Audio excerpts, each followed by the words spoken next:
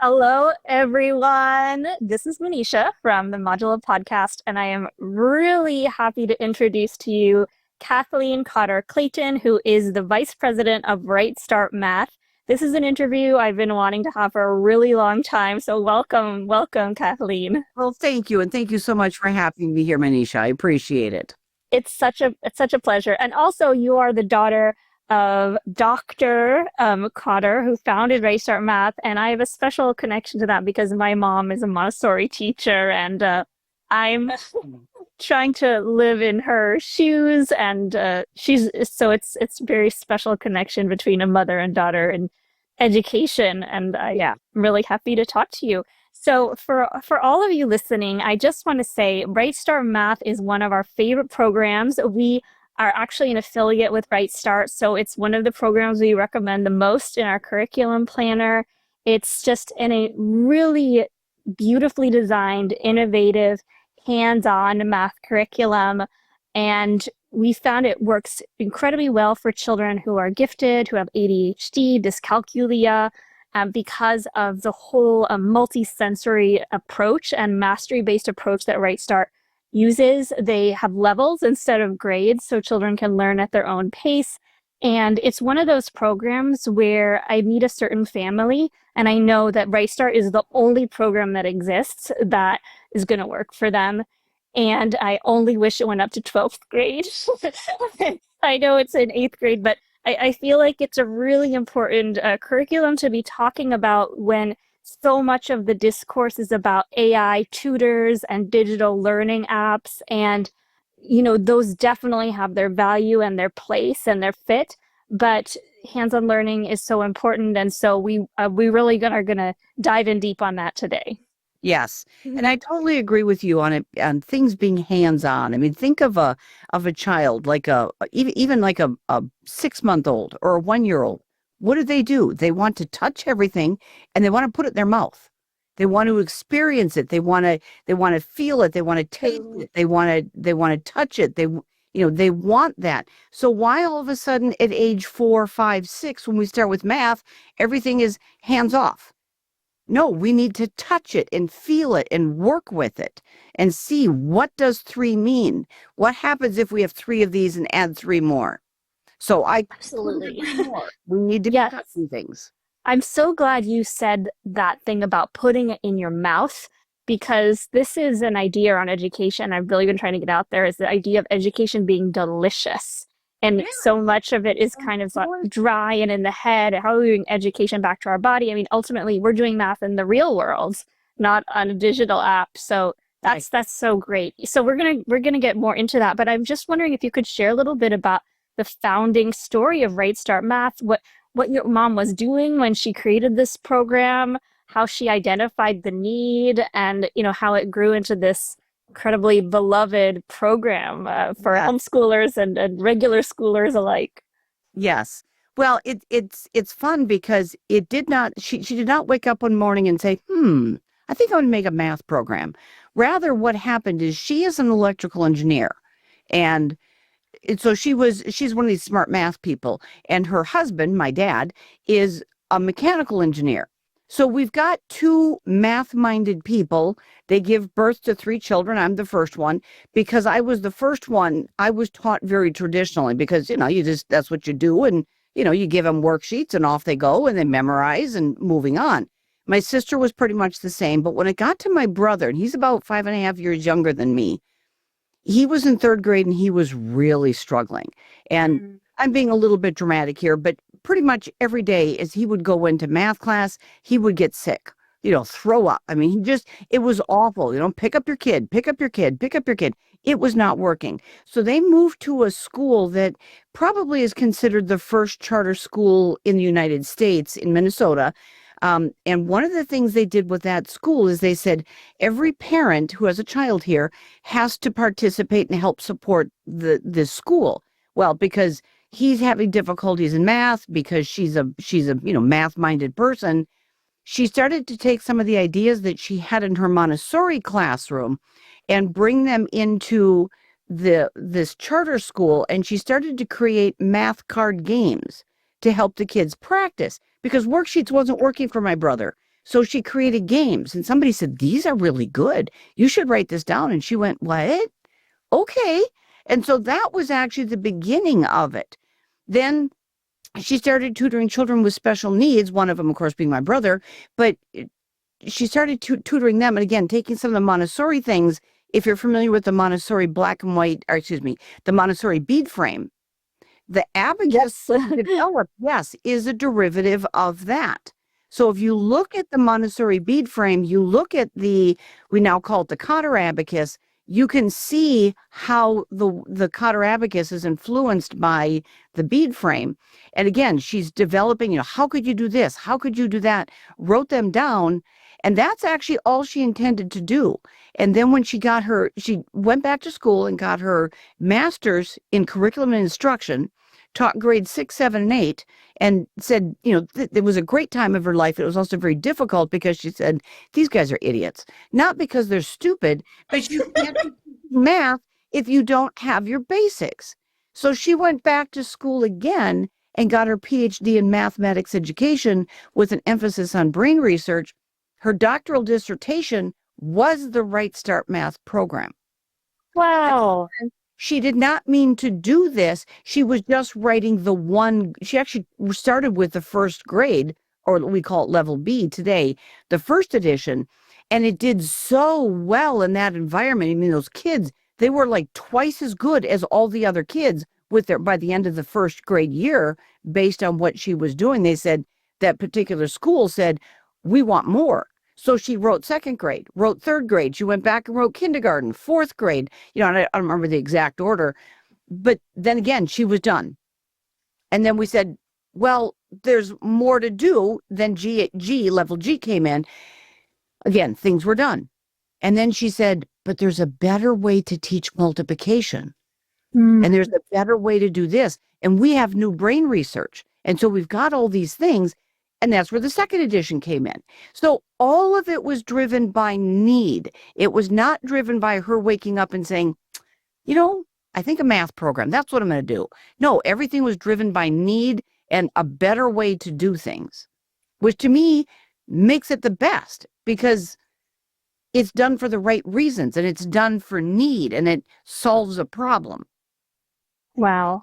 It's so interesting because I'm very much in the tech startup world, and the process your mother took so intuitively was exactly what we're kind of always encouraging these young tech bros to push, don't come with an idea, come with a problem. And it makes me also think about the founder of Wild Learning, Rachel Tidd. She started still forgetting it was Wild Math or Wild Reading she started first, but she had a very profoundly gifted son, and then a son with dyslexia who was having just a horrible time in school. And so she was a special ed teacher. She didn't say, oh, I'm going to write a curriculum, sell it to thousands of families and get wealthy. She just started building that and then adding on levels as people needed it.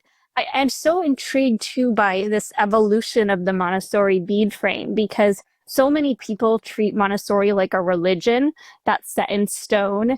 And I love how your mother kind of took the bead frame to this other level of the abacus. Yeah. Can you kind of maybe go into a little bit where she thought, in this modern age, an evolution was in order, and how if you could talk a little bit about that. It wasn't so much that evolution was in order, it's that an evolution developed. Mm-hmm. So it was okay, this is, the Montessori program, for those who are familiar with it, and, and you said you are, Manisha, but it's good. It's really, really good. But you look and see what Dr. Montessori said. She said, and I don't remember the name of the book, but it's one of the books that she wrote. She said, and I'm paraphrasing horribly, she said that every great movement has to continue to grow with the times. So yes. There are some people that say that if Dr. Montessori didn't do it, we're not doing it. Okay, I understand that you're keeping it true and you're keeping it with her spirit, but we no longer ride horses to work. Well, most people, some people do, but most people take a car or a bus or a train or something. We have advanced our methods, we have advanced our ways of doing things.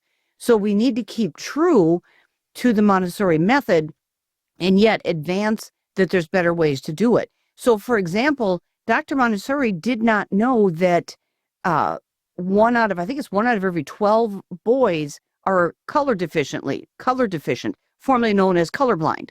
Wow. If you look at some of the Montessori materials, and if you're colorblind, this is going to be a challenge. Like with the beads, I forget what they call them, but the bead wires, the wire of 2, the wire of 3, the wire of Yeah. 4, wire of 5, which many people have changed over to the colored rods. Again, if I'm colorblind or color deficient, as we now call it, if I'm color deficient, I've got shades of gray. And I'm supposed to remember that this light shade of gray plus the dark shade of gray equals the medium shade of gray, which is 3 plus 7 is 10. That's really weird. And so the colors don't work. And Dr. Montessori did not know that. We know that now. We need to change that. So again, it wasn't a case of we needed to better Montessori. We need to take the things she did not know, and we just didn't know it at that point. We didn't have the research and present it better. Just as we did from our original work to our first edition, Right Start, to our second edition. You look at the way, for example, multiplication is taught in our first edition, Right Start Math. We teach it with skip counting, 3, 6, 9, 12, 15, 18. We now do it in second edition with area. So if you have 3 5s, you can see that there's 15 of them. It's area rather than. I love that. That's so smart. So how does that work? What's the process that you have in place to make sure that Right Start continues evolving in the right way? That's a very good question. Do you just lock your mom in a room and make sure she's constantly editing? Well, the books are it, but she's constantly reading. And this is actually, and I've got a kind of advanced copy here. We actually have a new book. It's called, Ooh, yes. okay. You're on here. You can't quite see it. There we go. It's called Fantastic. Start Math Right, The Journey to Mathematics Excellence. And this is basically, and this is not out yet. This is an advanced copy. We have them, we hopefully will have them by about mid-April in-house. They are published, they're being shipped right now. But what she did with this book is she took her ideas, her philosophies from Right Start Math, and looked at what's out there. What's the research? Why is this? What's the history? How are we doing this? Why did we get to the spot that we're at? Why is it good? Why is it not good? And she put this all together in this book. This book is amazing. It has addition, subtraction, multiplication, division, fractions, number sense, manipulatives, teaching math, all sorts of different topics in here. And you can see it's a pretty thick book. It's a hefty one, yes. Yeah, it's actually, let me look here. I think it's like 320 pages. And it's neat because we show some of the joy and the happiness in math. So it's not just a 3 times 5 is 15, a quick memorize it. It's look at this and how this makes this pattern and the beauty and how this puts together with that. And it brings like the subtitle is, it's the journey to mathematics excellence. It brings the joy and the beauty into it. So to kind of answer, go back and answer your question, she's constantly researching. She's constantly looking. She's constantly seeing what others are doing. I don't know exactly, but I would say she spends at least an hour, probably 2 hours a day, just reading this article and reading that article and connecting with this person and sharing ideas. And like we all know, when you get together with some friends, whether it's your mom friends or your education friends or, just even sitting down with your family, you talk about stuff. It's like, oh, that's a really good idea. Oh, we should. You have this synergy. And that's what she's always doing. She's always looking for those new ideas so that, oh, we could do this. Oh, we could do that. Oh, look at this. Wonderful. Yeah. And Kathleen, where do you come into all of this? What is your role at Right Start Math? It's kind of funny because at first I was just kind of whatever she needed done, I did. Because she's always interested in the who, what, and wheres, she kind of missed the marketing point. And so I kind of came in and started doing more marketing, sharing, working with our affiliates, doing this and building that. what I've morphed into now is we have a new series called Right Start Tutoring. And so I've been taking stuff from the Right Start Math program, pulling it into the Right Start Tutoring. So I'm kind of rewriting and reassembling some things. And so what the Right Start Tutoring does, the first of the series is called Number Sense. And so what it is we take addition and subtraction, start from the very beginning, like what does 3 mean? Working with the subitizing, the recognizing of quantities, 3 plus 3. So it's not the symbol 3, Yeah. it's the quantity of 3. So we start with that and we go all the way to simple adding, simple subtracting, 4-digit adding, 4-digit subtracting. But we assume that these kids going into the Right Start Tutoring program are tutoring because they're late. So we assume these kids are 2 years or more behind where they should be. Because if they're on task, they need to go to Right Start Math. If they're 1 year behind, they can still go to Right Start Math, they'll be fine. But if they're 2 years or more behind where they should be, so let's say I've got a 10-year-old who's struggling with addition. A 10-year-old should have their addition aligned or, ready to go. They have this. And they don't have time to go back to do first grade work. So we put them in the tutoring program. So again, we assume these kids are 2 years or more behind where they should be. So we're only taking addition and subtraction, and we're focusing on that. And here's the cool thing. Rather than taking a year to do it, we do it in 50 lessons, and they do no worksheets. They only play card games. I love that. And, I just think it's such a brilliant idea because often our only solution for these kids is to make them repeat an entire year. But it seems like what you've really zoned in on in this program is what are the typical foundations that kids are missing that's preventing them? How did they get, it's like they're on a train and all of a sudden their train just stopped. And they really need to kind of get a shortcut back to the main train run so they can zoom ahead at their own rate. And so that doesn't mean teaching every single thing again. It means teaching those key things that are preventing them from moving ahead on those rails. Wonderful. Right. So is that a program where you're actually matching students with tutors, or is it more of a guide for tutors to use with the students? It's a guide for an adult or a very motivated young person, but for an adult to teach a child or to teach a student, or again, a very, very motivated person to do it on their own, whether they be 38, 19, or, maybe you've got a 12-year-old who's got enough reading and responsibility that I'm going to read this and do my own. We don't expect a 12-year-old to do it on their own, but I have had a 19-year-old do it. And even myself, as I was going through and writing it, because remember, I was taught very traditionally. I know the Right Start Math program. I helped Dr. Cotter write the entire second edition. I did some with the first edition, but much more with the second edition. But even as I was going through and working with stuff with the tutoring, I was amazed at what I learned. It was just so good. The best way to learn is to teach. That's they call the final stage of mastery. Well, I'm so excited about this, and I don't know how it slipped my radar because I'm, as soon as we get off this call, I'm going to get this tutoring program because Modulo matches tutors with students and gives them curriculum to use, and it's very hard to find a curriculum that a young person can guide. So let's talk a little bit about that. This question, I'm sure you've heard it before, and so many parents lack the confidence to teach their own children, and especially when it comes to math. And I always tell parents to make sure they get the teacher's manual when they're using Right Start Math. So can you perhaps, I don't know what angle you want to take, maybe how you address the fear of these parents who are afraid that they're not good at math enough to teach their kids, or how Right Start handles, because Right Start is really designed to support any parent or caregiver helping guide their children along in math. So if you could address that, I would love it.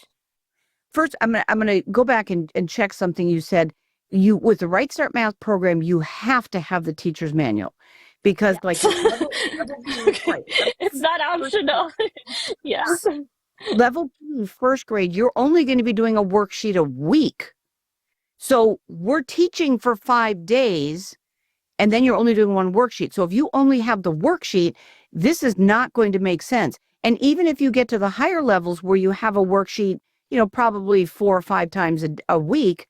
I was going to say a day, but not a day. 4 to 5 times a week, you still need that lesson plan. But here's the cool thing for somebody who is unfamiliar, I'm nervous, I don't know what to do. I hear the word math, it's a 4-letter word. I feel very faint. I'm not comfortable.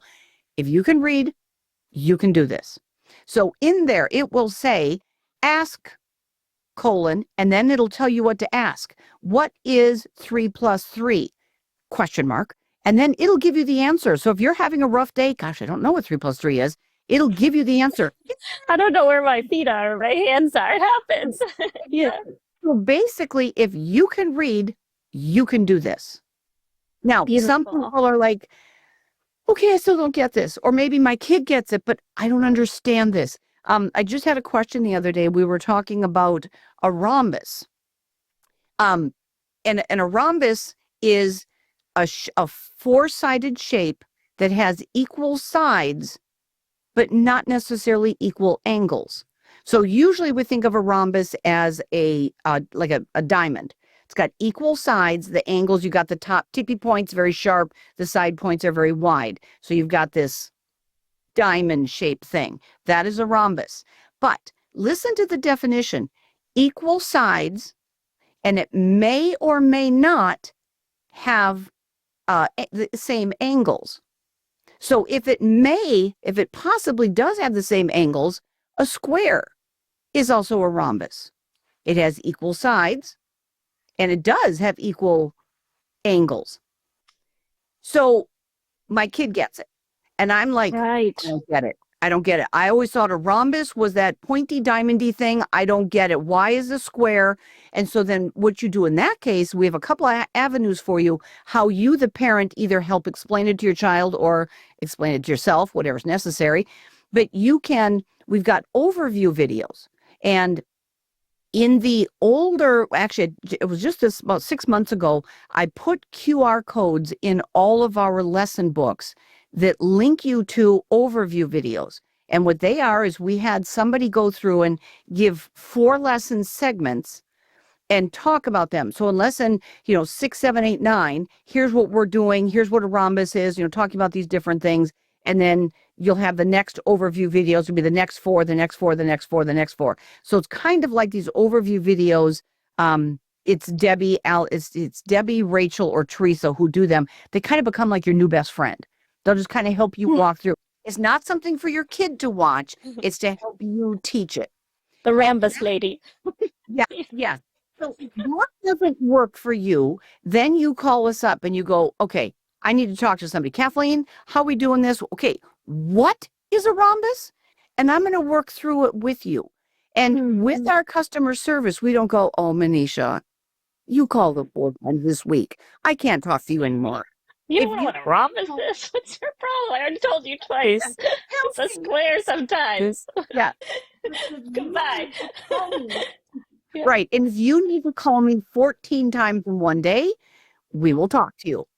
So we will help you help your child be everything they need to be. So it's not a case of, oh, yay, we sold something, that we're out of here. No, it's okay, good. We're part of the team. You're part of the Right Start family. What can we do to help you help your child be the best that they can be?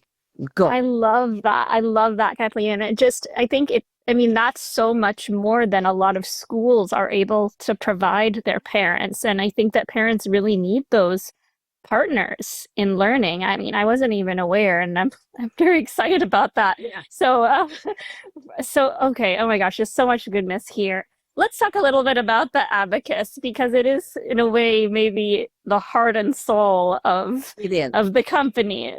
But tell us about it. What makes it special, and anything you want to add? I've got one here, and it's actually You came prepared for the show and tell portion. on my desk. Actually, I probably shouldn't tell you, but I'm going to tell you this. We don't have many left, but we have different colored abacuses. This is the normal colored abacus. And actually, let me get my blur off of here so we can see this. I can see it pretty well. Yeah, I think you're good. Right here, I think we can see it. But this is the abacus. This is actually a slightly different one. This has a slightly bluer frame. But you've got the beads so that if I me do it this way. So this is clear. Everything that goes through the logo is clear. So if I put on 7, I can see Here, hold it that just a little bit. Oh, but that's good. Yes. I can see that it's 7 because I have 5 and 2 more, just like my hands if I put on 7. Mm. So here's my blue, here's my yellow. So when I put on 7, you can see that you have 7, 5, and 2 more is 7. I don't have to count it 1, 2, 3, 4, 5, 6, 7. I can see that it's 7. Now here's what's neat. If I do 7 and 6 more, when I add these two together, you can see that you have 10 and 3 more.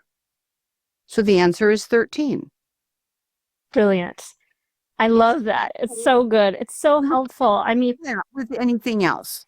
and even, I mean, I love Montessori. I love all of the colors and everything, but I think, with children, having 2 options is a very helpful way to distinguish different components. And so it's so great. Amazing. So let's talk about, I'm going to yes, please interrupt away. That's what this show's about. look at this. Whoa, now the colors. Oh my gosh, I want to eat that. Wow. I know. And we have still some in-house. I want to say I think we have like green and yellow with a black frame, and they're different ones. And we make sure that they always have a contrast between dark and light.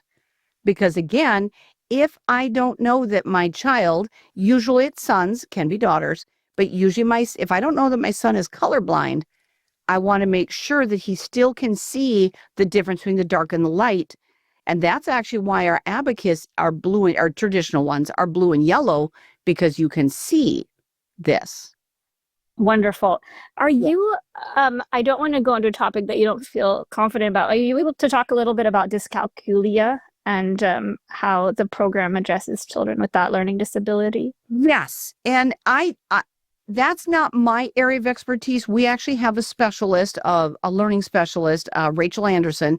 And if you, the audience, if somebody there has somebody with a problem, Rachel's your person. She can walk through it with you. But what happens with dyscalculia, however you pronounce it, nothing like let's have a really Let's have a competition.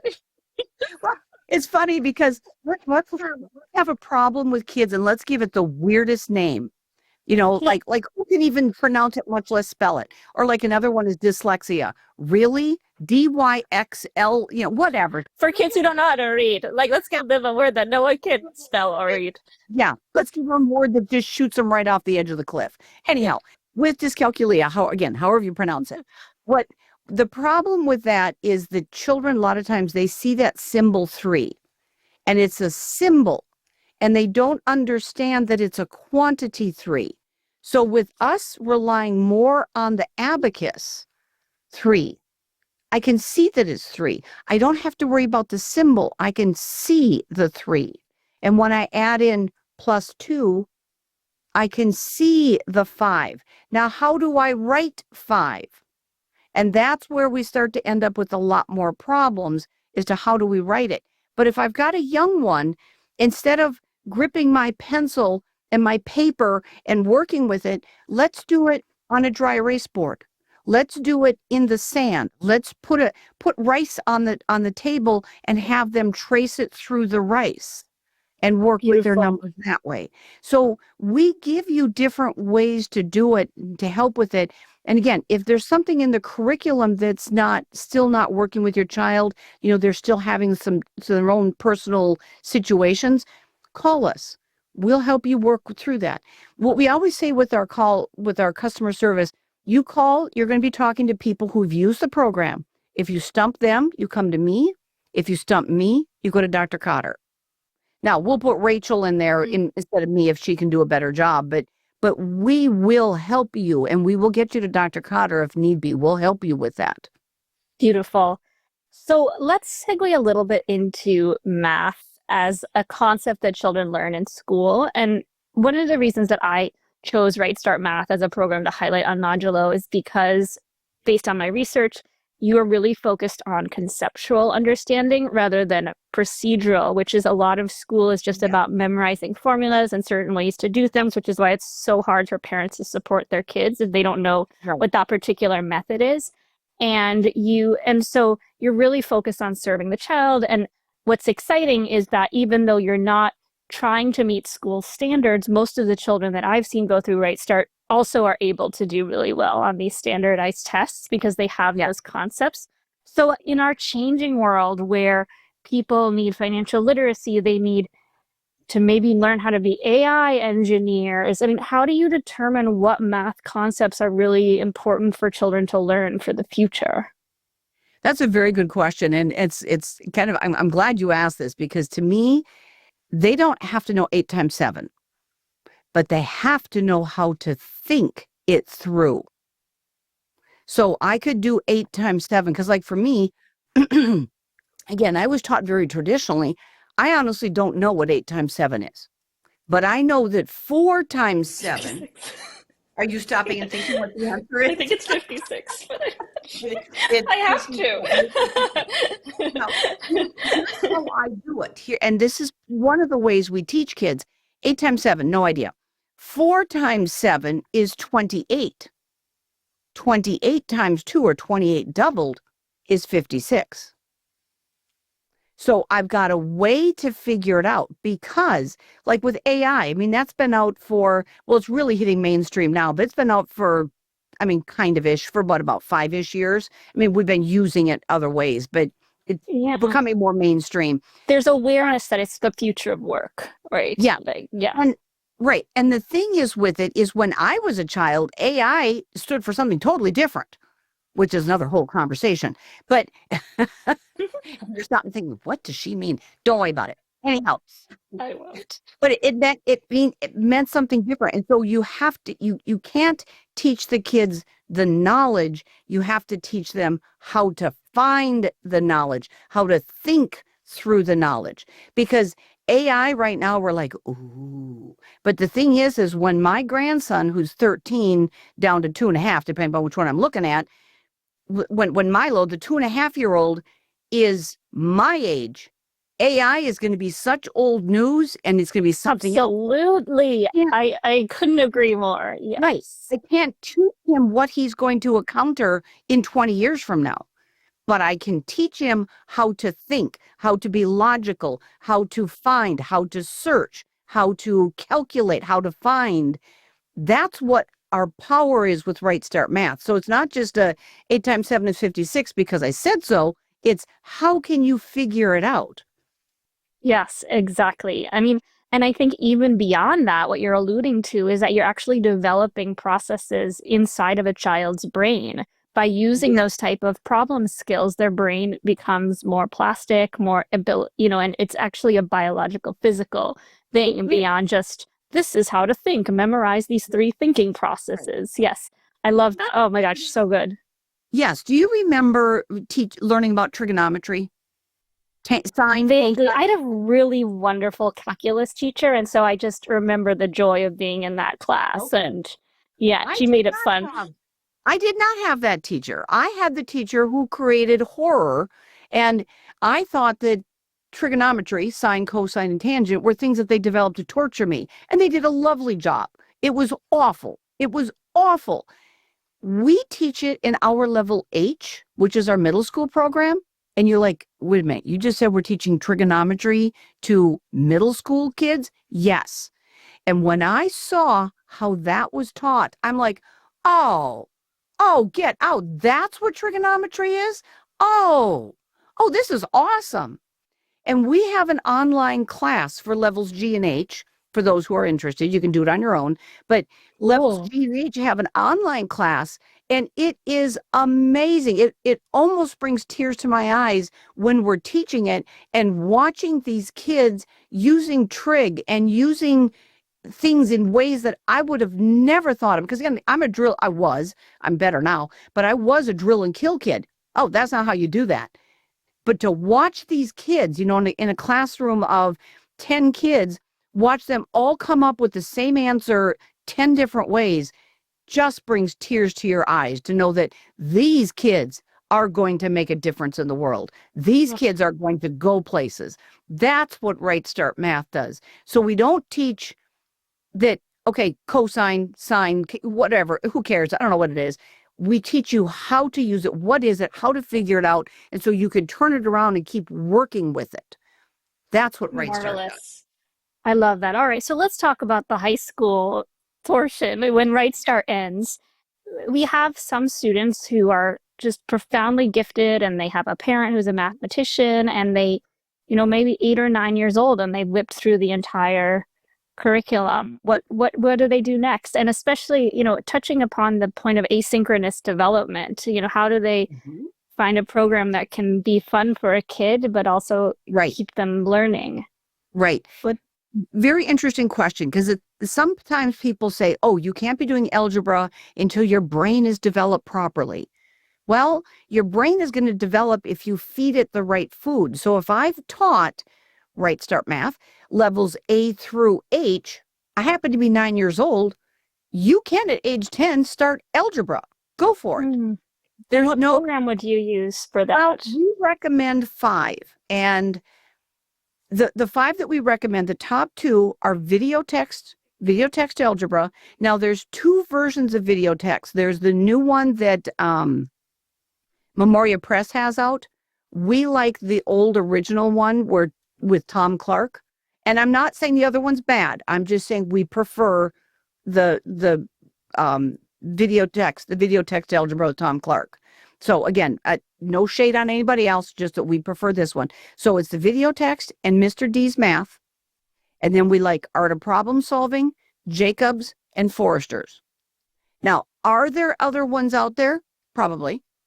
These are just the ones we are comfortable recommending for algebra. So you look at the 5, you look at your kid, and you see, okay, that one, yeah, that's definitely not going to work. This one, that's a maybe. Let's try. Yeah, those 2 aren't going to work. Okay, so I'm down to 2. So I can't say, thou shalt do the following, because I don't know your kid. I don't know their strengths. I don't know their age. I don't know. There's so much I don't know, but I can give you these 5. You know what's best for your child. You pick. But we can give you these 5. So I'm kind of just, I don't know, it's been a conundrum for me for a while because along with Right Start, probably my favorite digital program is Beast Academy Online. And it's also owned by the Art of Problem Solving. And then after 8th grade in Beast Academy Online, you can go into Art of Problem Solving, which is a more textbook-based approach. And so I'm just wondering, like, what happens at 9th grade that all my favorite math programs suddenly stop? And is it, what's going on? I mean, have you gotten, what's up with that? Why don't you build Right Start 9th grade? We've been asked a lot, why did we stop here? And basically the reason we stopped at middle school before high school is, one, because Dr. Cotter's area of expertise is the elementary and middle school. That's where she shines, given her Montessori background, given the work that she's done. That's where she shines. But she probably would have continued. Now, this is way back. So we have to kind of go back about 20 years. She didn't, because Tom Clark with video text did exactly what she would have done. Okay. So why would we do what's already done? And if you've ever have a chance to talk to Tom Clark, he's still around. If you have a chance to talk with Tom Clark and you have a chance to talk with Dr. Cotter, which I think, Manisha, you're going to have her on as a podcast. Can't wait. Yeah. But if you have a chance to talk to the 2 of them, they're like twins separated at birth. Well, they tell the stupid same math jokes. They approach things the same way. They approach with understanding, the whys, not just memorize it. It's why, how come, what if, let's do this, let's try that. That didn't work. Why not? So they approach with the understanding. And so that's the main reason why we never went beyond, because we could have. I mean, she's bright enough, obviously, that she could have. But again, to what avail? He had already done what we would have done. So why should we do? I think that's a great reason not to do it. So, yeah, I mean, I feel like there's also a certain kind of change that happens between 8th grade and 9th grade in the regular curriculum. So we have this almost natural flow, like the mastery-based learning, starting with multiplication, addition, going up to algebra. It seems like you guys are already doing a little bit of calculus with your cosine. And then for me, I mean, it was a long time ago, but high school felt a little bit random. Like pre-algebra, algebra, geometry, then calculus. It just seemed kind of, it seemed like that thread had been lost a little bit. And and so I'm kind of, maybe a parent kind of after eighth grade might want to start taking some college classes or something, but how do you keep that mastery based thing happening after eighth grade? Or maybe should you just start working on projects that require math? I'd just be curious Well, if you have a. we start to weave in algebra in level C, second grade. Yeah.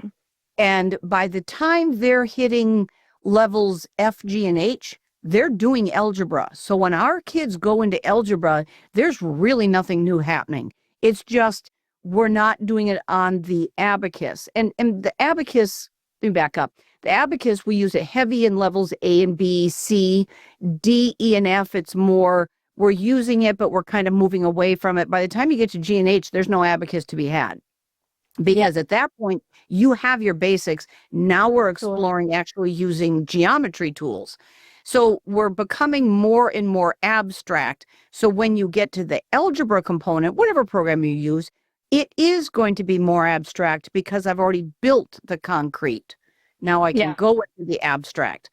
So Tom Clark has an interesting take on because normally you do algebra 1, geometry, algebra 2, and then you've got a calculus with a trig or something of that sort.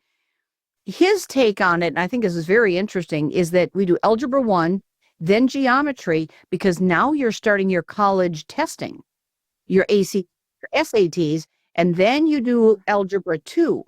He says that's ridiculous. Why not just do, I don't know, algebra 1 and 2, and then go do geometry? And that's one thing we like about the video text program, is because it does algebra 1 and 2 during that initial time, geometry, then you're still in line for your college testing if that's where you're aiming at. Yeah, absolutely. But interesting. Another thing you said kind of made me think, it seems random, like you said, that it's like we scamper around. Well, there's actually 200 branches of mathematics. And people are like, excuse me? There's arithmetic, addition, subtraction, multiplication, division. There's algebra. Okay, that's not a surprise. There's geometry. Okay, that's 3. But then there's things like fractals. There's statistics. There's, again, right now, of course, I can't think of any of them. There's analytical math. There's actually a branch of math called recreational math. It's like, ooh, that's kind of an oxymoron to put those two words together. But like Sudoku is really math. I was doing a project last night, just kind of a random project, and I was talking with Dr. Cotter, and she said, "Oh, that's math." I said, "Well, no, it's not. It's kind of just a logic problem I'm working through." And she said, "That's math." Fine, Mom, it's math. You're still having this conversation. Wow. Oh my goodness. It's fun to see that again, it feels random, but it's not, because it's all still math. It may not be arithmetic, or it's just algebra, but it really does weave it all in. And that's the one thing I love about Right Start, is we weave all of them in together. So it's not just multiplication, not just this. It's not just, we weave them all in together. And so you see how they're all interconnected. Yes. Oh, fantastic. Let's talk a little bit about this question of when to start. I mean, I've worked with all kinds of families, and most people in our community really just want their children to love learning. But I have come across a couple parents who seem to have more of a vested interest in raising a child prodigy.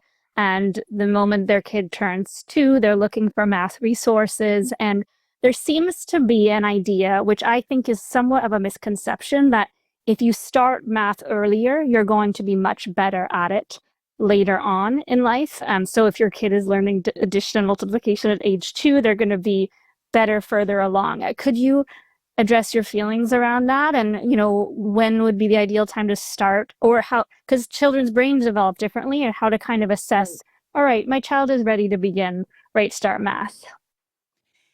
That's very interesting, because you have, as you said, some people who want to start at age 2. And you have some people who are like, well, they're not really ready till they're like 7, 8, 9. It really depends upon the child. It's like potty training.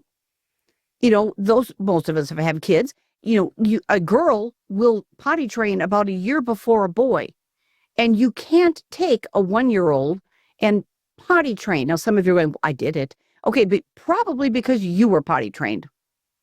You were trained to potty that child rather than the child indicating, and again, there's always exceptions. So, no shade on anybody who's having that. But most of the time it's the parent who's just trying to anticipate if you've got a real young one who's potty trained. But most girls will potty train about 18 months to 24 months. Most boys, 24 to 40, 2 years to about 3 years, somewhere in there. That's kind of the norm. Again, you can have them on either side. But if you have a child, I had a child not a child, I had a friend who had a child who was 6 years old and still was not nighttime potty trained.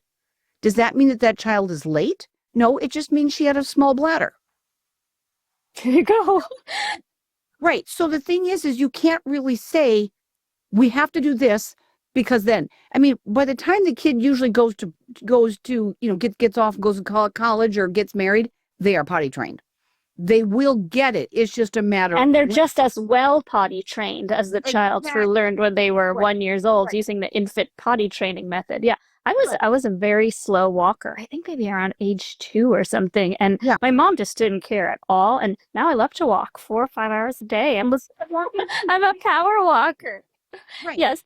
But do you think, yeah, I mean, I'm just wondering because what I've read in the research I've read is that the child's brain isn't capable of developing of understanding certain abstract concepts, and that age doesn't hit the same for every child. But if you're trying to kind of force a child to learn abstract concepts that their brain hasn't developed the capacity to solve yet, it can be more detrimental than helpful to their learning. Well, if you learn 3 times 3 is 9, and I don't know what it means, I can just chant it. That's harder once you know the kind of the answer, the rule, to go back and understand what does 3 times 3. It's 3 times. Okay, there's 3, 6, 9. Okay, so I can see that there's 9 there. To have to understand when I already know the rule is harder. Mm. And every child is going to be different. We all know you have that precocious 1.5, 2-year-old that wants to start doing adding because they're curious, they're excited, they want to learn. Go with that child. But if you have a 7-year-old that's not seeming to be interested in starting, you can still start to set things up with them.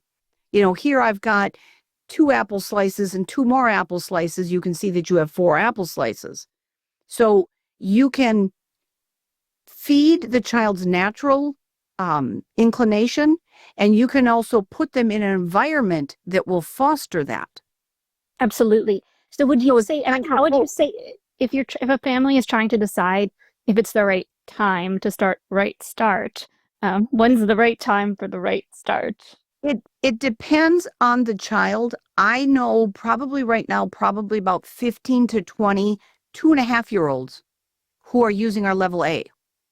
Now, they're obviously not doing a lesson a day. They may be only doing a paragraph a day, or maybe some kid is just gobbling it up. And then 2 weeks later, he's like, I'm not doing any. That's fine. He's 2.5. It's going to take him maybe a couple years to get through it. But again, if you've got that kid who's showing the signs, back to your learning how to walk, you've got a kid who's wanting to learn, whether it be math or learning to walk or potty training, they're encourage them, support them, provide them environments to practice walking, to practice doing their math. Give them that environment. What might be a sign that a child is starting to get interested in math? You mentioned apples. You can do apples. One thing that my mom, Dr. Cotter, did is and I even remember this as a child, whenever we had orange or apple slices, she would always lay them out 2 by 2. So 2, 4, 6, 8. Then you'd eat one and you'd only have an odd number, 7. You eat another. Now you have an even number, 6. Eat another one. You have an odd number, 5. And so you don't have to count 1, 2, 3, 4, 5. You can see that there's 5. Babies, and this was a research thing, babies at, all of a sudden my brain left me. I think it's 5 months. Sorry. All of a sudden I was like, what number? Babies at 5 months of age can subitize up to 3. They can recognize quantities up to 3 at 5 months of age. They don't even have a word for it yet. So some of you are going, right, Kathleen, whatever. Well, what they did, let me give you just a quick synopsis of what the research was. A baby will look at something unexpected longer. So like if dad, like you've seen all these videos where dad shaves his beard, the baby freaks out because it's unexpected. They'll look at it longer and they know it's different.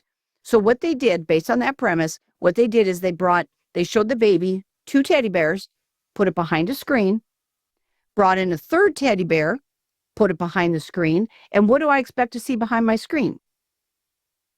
3 teddy bears. Brought the screen down. The baby looked at it, saw 3, and we're like, yeah, whatever. That's what I expected to see. They did it again. 2 teddy bears behind the screen.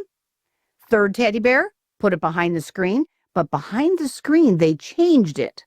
And instead of having 3, when they brought the screen down, it was only 1. And the baby would look at it significantly longer, like, whoa, where's the rest of my teddy bears? There's supposed to be 3. And again, they don't have the words, but they know that 2 and never saw the 3 together until the end. But they knew that from there. And they said that then some of the brighter babies can do it up to 5. I love that. And you can actually go to it's Karen Wynn, I'll take that. Yeah, we'll take a look at that. She is the one who is doing this research. So if you're in the North Carolina area and you want to tag up with her, she can go do that with your kid and see where they're at. So back to when to start. They've got this at 5 months.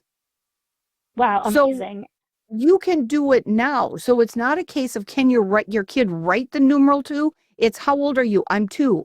How old are you? I'm 4. How old are you? I'm 5. Can you show me? Okay, you ready? Get your hands ready. Can you show me 6? And if the child is unfamiliar or slower with it, I'm going to be really fast and show them 6. Once they get good at it, like my 5-year-old granddaughter now, I'll just ask her, okay, Emma, ready? Can you show me 6? She's got 6. So I'll slow down. So she'll show me 6 and I'll slow down.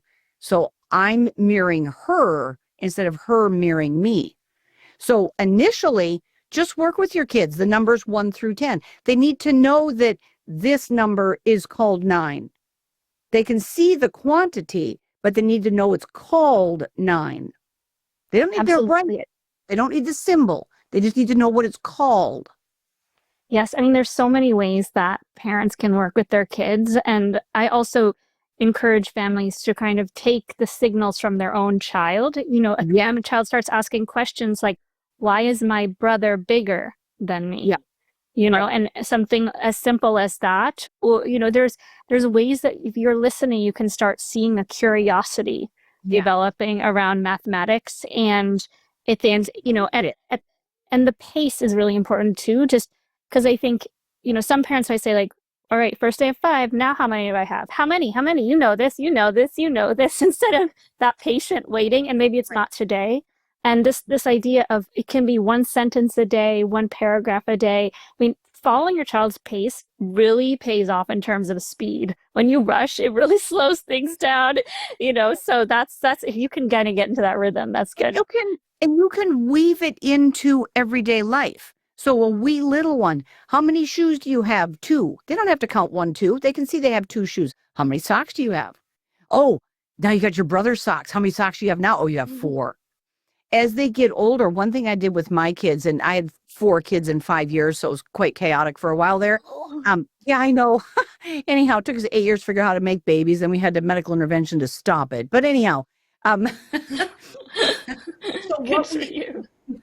so what we ended up doing is to kind of practice their math facts. And it was just a fun game that we played. The kids loved it. I ended up hating it because I had to keep thinking about it. But I'd say, okay, take your age. So let's say that they're 5, add 2, add 3 more, divide it by 2. And so in my head, I'm thinking, okay, I'm at 5 right now. Subtract 2. And we'd go through and I'd do these things, multiply it or square it. My kid's like, what do you mean by square? Well, 3 squared is 9. Okay, 9. Eat that many bites of broccoli. Do me. Oh my gosh. Okay, so you're 6. You know, and so they loved doing this. Another game that we played quite frequently is, you know, again, having a large family and dogs and all sorts of stuff. I would I would say, okay, how many shoes are under the table? How many feet are under the table? Oh, look, the dog's half in and out. Ha ha, you missed that one. I loved it when my dad would come because he's an amputee. And so he lost his leg as early on as a child. So we'd ask the question, how many toes are under the table? Ha ha, grandpa, -5. That's great. It makes it personal and emotional. And Well, wow. and it also makes it fun because in our culture, we're very good at playing with words, Mm, different meanings of words or different, surprising, a lot of our jokes have to do with yeah. puns, right? We play with words. How often do we play with numbers? We really don't.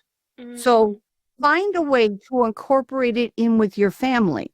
Another one that I would do is we lived in a very rural area when the kids were little. And so to drive anywhere, like our nearest stoplight was 45 minutes away.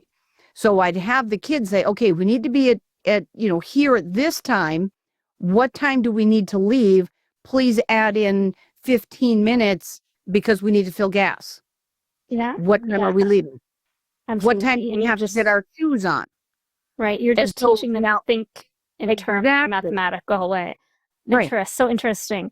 So when I first discovered Right Start, it was very early on in modulo, and a parent who is like very, very successful tech entrepreneur, genius level guy, and just started homeschooling and feels like, I don't know what the heck I'm doing here. And kind of, I don't even know why, bought Right Start Math for his 5-year-old. And he calls me up. He's like, Manisha, my son just spent 11 hours doing math on Saturday just because he loved it so much. And so, I'm just curious, the fun factor is a really important criteria when we vet curriculum because so often kids are forced to do homework that they don't enjoy. And that's correct.